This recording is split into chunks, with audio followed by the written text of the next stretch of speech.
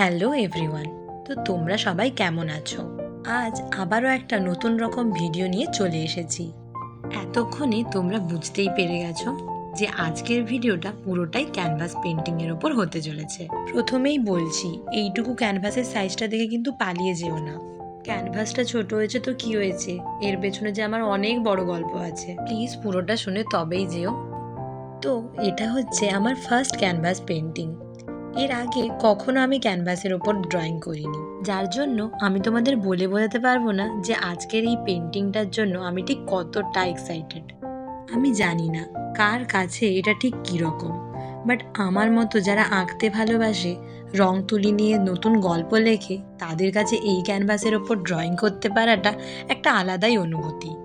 এই কথাটা ঠিক বললাম না ভুল, সেটা তোমাদের কি মনে হয় আমায় জানিও কিন্তু। একদম ছোট থেকেই এই ড্রয়িং আর ক্রাফটিং দুটোর প্রতি আমার ভালোবাসাটা প্রচুর। তখন টিভিতে এই আর্ট অ্যান্ড ক্রাফটের দুটো শো হতো, এখন নামটা ঠিক মনে নেই, তবে পরে মনে পড়লে অবশ্যই জানিয়ে দেব। তো তখন ছোটবেলায় কার্টুনের পাশাপাশি এই এপিসোডগুলো দেখতেও আমার বেশ মজা লাগতো। বলতে পারো এখন যদি আমি কিছু জানি বা শিখেছি তো সেটা ওই এপিসোডগুলো দেখেই। পুরো সপ্তাহটা অপেক্ষা করে বসে থাকতাম নেক্সট এপিসোডে কি নতুন বানাবে, দিলে ওইটা দেখার পর আমিও আমার মতো কিছু একটা করতে পারবো, নতুন জিনিস শিখবো আর নতুন জিনিস বানাবো। এটা একটা আলাদাই মজা। এই কথাগুলো বলছি তার কারণ ওখানেই প্রথম দেখেছিলাম এই ক্যানভাসের ব্যবহার।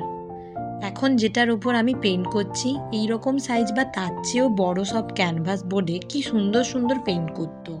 সেই তবে থেকেই ভাবতাম আমিও এরকম ক্যানভাসে পেইন্ট করব। আর আজ এই ক্যানভাসটা পেয়ে তার উপর পেইন্ট করতে করতে সেই সব কথাগুলো মনে পড়ে যাচ্ছে, আর মনের মধ্যে একটা আলাদাই আনন্দ হচ্ছে।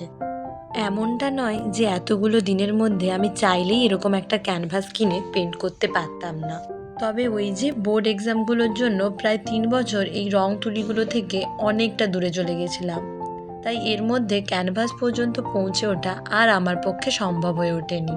তবে যাই হোক, এখন তোমাদের সঙ্গে সবটা শেয়ার করি বলে আবার আমি এই সব কিছুর অনেকটা কাজে চলে এসেছি। আর এবার শুধু রং তুলি নয়, তার সঙ্গে আরও অনেক কিছু, যেটা তোমরা আমার ভিডিওগুলো দেখলেই বুঝতে পারবে। তো এই কাজটা করতে করতে একটু এলোমেলো কিছু মনের কথা তোমাদের সঙ্গে শেয়ার করলাম। যদি কিছু ভুল বলে থাকি তো ক্ষমা করে দিও। আসলে জানি এটা এইটুকু একটা সাদা ক্যানভাস, তবে এটার ওপর পেইন্ট করতে পারার আমার গল্পটা কিন্তু অনেকটা রঙিন। তাই এটার ওপর তো আর যাই তাই কিছু একটা করে দিলে হয় না বলো। বহুদিন আগে ইনস্টাগ্রাম বা ফেসবুক স্ক্রোল করতে করতে এরকম টাইপের একটা আর্ট দেখেছিলাম, তবে থেকেই ওটা মাথায় ঘুরঘুর করছিল। আর তার বেশ কিছুদিন পরই দেখি দিদি আমার জন্য এরকম ছোট ছোট 3টে ক্যানভাস এনে দিয়েছে আমার না বলাতেই। তাই দিদির এনে দেওয়া এই ক্যানভাসগুলো দেখে আমি আর লোভ সামলাতেই পারলাম না, বসে পড়লাম তারই মধ্যে একটা ক্যানভাস নিয়ে। আর তার সঙ্গে নিলাম রং তুলি আর এই সুপার ক্লেগুলো। এগুলোও কিন্তু দিদিরই আনা, সেই কবে থেকে দিদি এগুলো এনে দিয়েছে, বলেছিল কিছু একটা করি সেগুলো দিয়ে, আর আমি এত দিন পর এগুলো নিয়ে বসেছি। আসলে আমার যখন যেটা ইচ্ছে হয় তখনই ওটা করি, মন থেকে কিছু ইচ্ছে না হলে করতেই পারি না। তাই তো এতদিন পর এগুলো নিয়ে বসলাম। আর ভালোই হয়েছে, এখন তো মনে হচ্ছে এই ক্লেগুলোও আমার এই ক্যানভাসটার জন্যই এতদিন অপেক্ষা করে বসেছিল।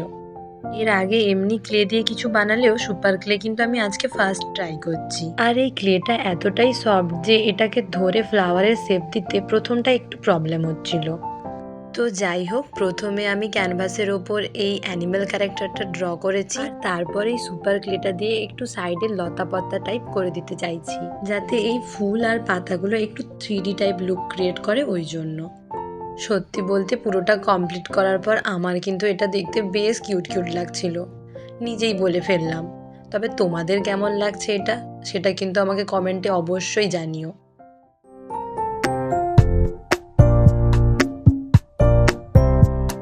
তো সাদা ক্যানভাসের ওপর আমার এই রঙিন কাজটা কেমন লাগলো সেটা কিন্তু অবশ্যই কমেন্টে জানিও। ভিডিওটা ভালো লাগলে প্লিজ একটা লাইক করে চ্যানেলটাকে সাবস্ক্রাইব করে দিও, আর তোমাদের বন্ধুদের সঙ্গে শেয়ার করে দিও। দেখা হচ্ছে নেক্সট ভিডিওতে। তোমরা সবাই খুব খুব ভালো থেকো।